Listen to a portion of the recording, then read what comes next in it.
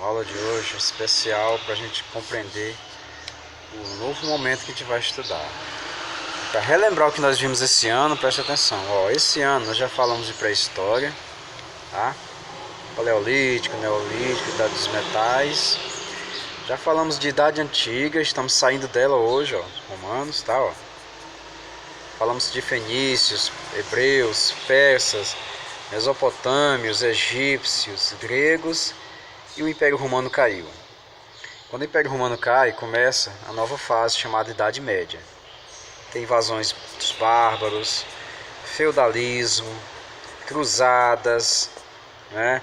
Aqueles movimentos de castelos e bosques, que a pessoa agora não vai mais viver na cidade, aqui na Idade Média. O pessoal da Europa prefere viver em castelos isolados, em palácios, ou então em fortalezas isoladas ali, com muros enormes, para evitar que alguém invada, né? Evitar invasões e evitar transtornos, né? Todos se unem em torno desse mesmo objetivo. Quando poderiam viver em cidade, eles se juntam todos e criam uma fortaleza para viver juntos. Essa fortaleza é governada por alguém, né? Essa fortaleza ela serve de segurança. As pessoas trabalham lá nessa fortaleza, enfim, para suprir tudo quanto é de necessidade. E dessa maneira começaram os reinos bárbaros. Dessa forma começaram os reinos bárbaros. Deixa eu mudar aqui pra gente ver aqui. Deixa eu colocar um slide aqui pra gente perceber. Ok.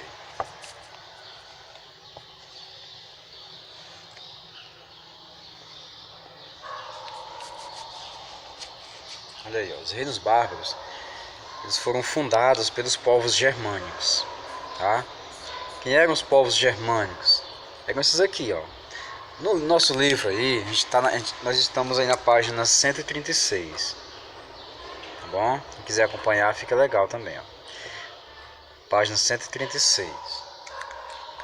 Os germânicos eram divididos em vários povos diferentes, ó. Os anglo-saxões, que colonizaram aquela região da Inglaterra, os visigodos, né, se estabeleceram na região onde hoje é a Espanha, os vândalos na África do Norte, ali na parte norte da África, os ostrogodos se estabeleceram na Itália, os suevos em Portugal, os lombardos também na Itália, e os francos, que a gente vai falar hoje, estabeleceram na região onde hoje é um país chamado França, viu? Que antigamente era chamado de Gália. Mudou muito, né? Gália para França, mas a França é homenagem aos povos colonizadores germânicos chamados de francos, tá bom? Esses povos germânicos, eles tinham um costume chamado de comitatus e aprenderam um novo costume chamado de colonato. O costume que eles já possuíam era de reunir os guerreiros, ir para as batalhas e dividir tudo com os participantes das guerras. Tanto o general, o comandante, quanto os demais soldados, eles também tinham direito na divisão de tudo que eles conquistavam nas guerras. Isso aqui é uma das bases do feudalismo. A gente vai já entender o que é feudalismo, tá bom? E o colonato que os romanos inventaram foi o costume de fazer favor em troca de proteção, tá bom? E era também um grande fator que deu origem ao feudalismo, tanto o comitatus germânicos como o colonato romano. Então vocês apenas entendam que aqui foi criado esse comitatus, é um conselho uma união de guerreiros, né, criado pelos povos germânicos. E o colonato foi um sistema econômico de troca de favor em troca de proteção, criado pelos romanos. Percebam que os romanos não desaparecem de uma hora para outra, a coisa é bem lenta, né? Eles continuam no Oriente, morando lá. A gente vai ver isso aí mais adiante, tá bom? Os romanos continuam morando no Oriente. o reino o mais famoso desses reinos bárbaros é o Reino Franco, com toda certeza, pela questão cultural. O Reino Franco ele preservou até mesmo a história da igreja cristã. Se não fosse o Reino Franco, provavelmente a igreja cristã teria desaparecido juntamente com o Império Romano do Ocidente. Mas isso não aconteceu. E eles preservaram aqueles rituais, colocaram novos rituais junto, enfim. Transformou a religião cristã que estava vigorando aí na época. O Reino Franco se divide em duas dinastias, gente. A dinastia dos Merovingios e a dinastia dos Carolíngios. Ó, o que o tio está falando aí tem tudo no livro de vocês. Porém, se você prestar atenção direitinho aqui no nosso esquema, você ganha compreensão, tempo de compreender as coisas mais rápido, né? E quando você for ler o livro, você já está por dentro do assunto. Então fica melhor assim, né? Então não deixem de assistir essa videoaula, que eu sei quem está assistindo e quem não está assistindo, viu? Muito bem, Reino dos Francos tinha duas dinastias. O que é dinastia, tio? Dinastia é família de reis, ou família de monarcas, governantes. Tinha a família dos reis merovingios e tinha a família dos reis carolíngios, tá bom? Vamos falar hoje da família dos merovingios, beleza? Falaremos hoje da família dos merovingios, porque é que eles têm esse nome e quais os reis mais importantes. Vamos ver aqui. Vou passar aqui novamente nosso slide. Ok, os francos. Eu fiz aqui um pequeno esquema da Europa, onde nós colocamos algumas fortalezas.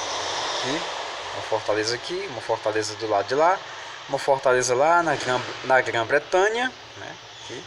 Uma fortaleza católica aqui próximo da pontinha aqui do mapa da Itália, certo? Mas são fortalezas.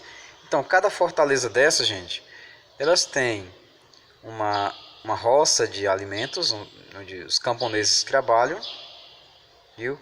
Eles têm ali próximo um riacho. Não que eles tivessem tudo isso, mas é porque eles escolhiam o lugar onde tinha tudo isso, né? Isso não era depois que acontecia, não. São coisas naturais, né? O riacho é coisa natural. Eles procuravam um lugar próximo a rios para fazer suas fortalezas, né?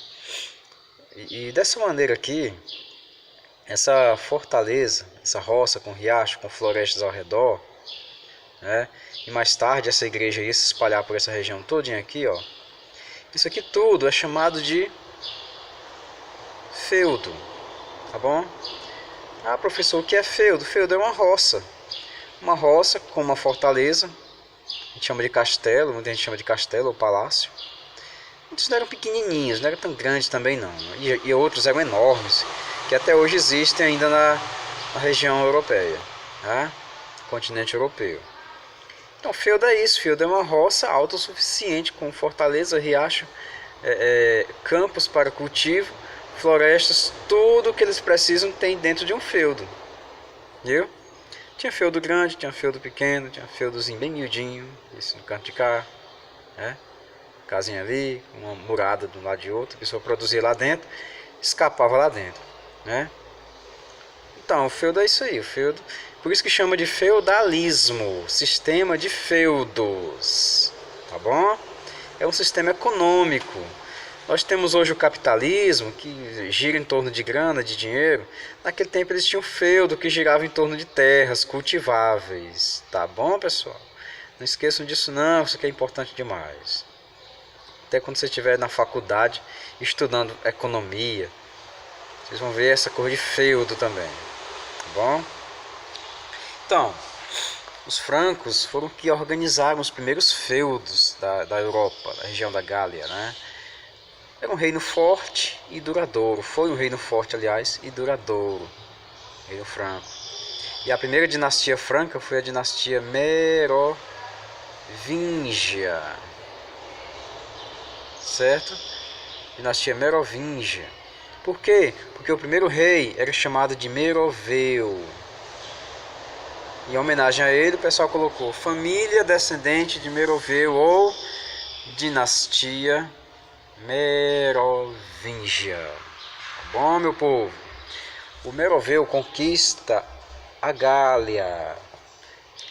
Sei, Gália é um animal, não é não. Gália é a região onde hoje é um país chamado de França. Muito bem, os que assistem a aula estão lembrando, estão percebendo. O país é chamado França. Ele começa o quê? A formação do feudalismo.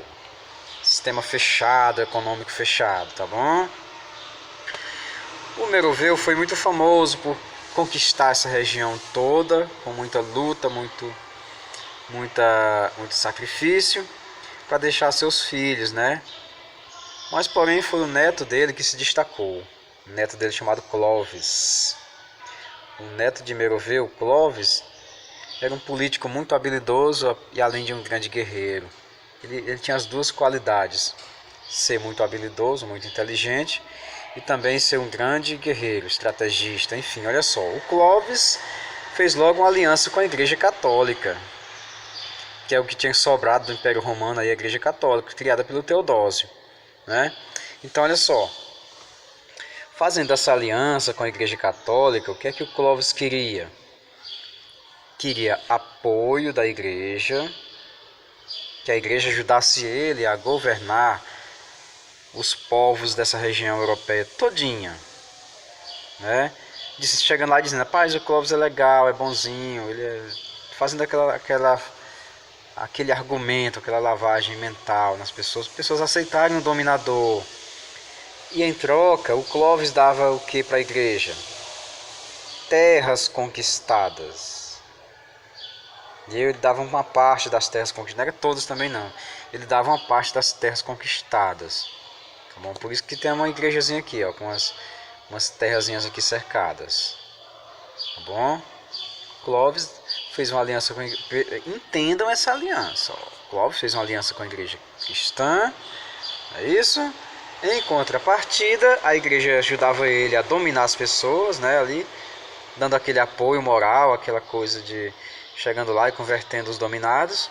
Enquanto Clovis, em contrapartida, dava à igreja terras. A igreja foi se tornando muito poderosa, muito rica, se tornando uma grande senhora feudal durante o período aí que a gente conhece como Idade Média. Tá bom? É o que nós estamos começando a estudar hoje, a Idade Média. Tá bom, gente? Muito bem, deixa eu mudar de novo. Só que teve um probleminha.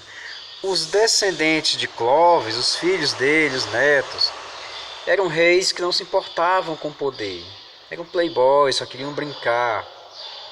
E nessa brincadeira toda, acabaram perdendo o seu reino para pessoas muito espertas, para pessoas muito sagazes, entendeu? Eles acabaram perdendo. Os parentes do Clovis, os descendentes diretos dele, filhos, netos, enfim, eram chamados de reis indolentes, ou seja, reis que não se importavam com nada. Indolente é aquela pessoa que não está nem aí. Eu estou nem aí, se eu tiro nota baixa. Indolência, não é isso? Então, os reis indolentes, os descendentes aí do Clovis, eles acabaram deixando que os mordomos reais assumissem o governo, assumissem o reinado. Os mordomos do paço ou mordomos do palácio, eles acabaram tomando aos poucos o poder desses reis indolentes. Rapaz, ajeita para mim aí umas terrinhas. Aí acabou-se que esses reis indolentes estavam mais poderosos ainda do que os próprios reis descendentes do Clovis. E o que é que acontece? Os descendentes do Clovis perderam a sua importância. Os que fossem nascendo não eram mais reis. Os reis agora eram os mordomos, os filhos dos mordomos do paço, que já estavam acostumados a mandar. Então, começou a se destacar o Carlos Martel. Carlos Martel, né?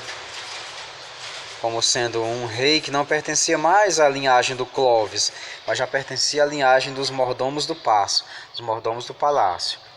O Carlos Martel, ele luta contra os muçulmanos, que era um povo muito guerreiro e religioso, A gente vai conhecê-los no próximo ano.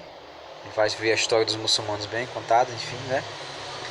Ele foi considerado o salvador da cristandade, né?